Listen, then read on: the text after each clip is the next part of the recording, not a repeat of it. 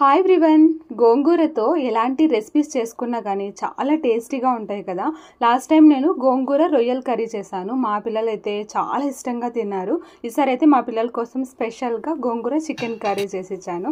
First అయితే గోంగూర, పచ్చిమిరపకాయలు, కొద్దిగా వాటర్ వేసి గోంగూరను ఉడికించుకోవాలి.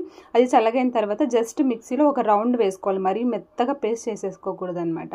తర్వాత అయితే కడాయిలో కొంచెం ఆయిల్, తర్వాత onion, tomato, ginger garlic paste వేసి లైట్గా వేయించుకోవాలి ఆనియన్స్. తర్వాత చికెన్ వేసుకొని పసుపు, సాల్ట్ వేసి చికెన్లో వాటర్ అంతా బయటకు వచ్చి ఆ వాటర్లోనే చికెన్ ఒక 40% ఉడకాలన్నమాట.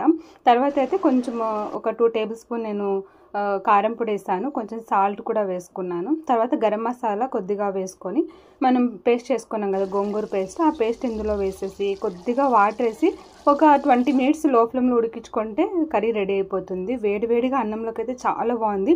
చల్లగైన తర్వాత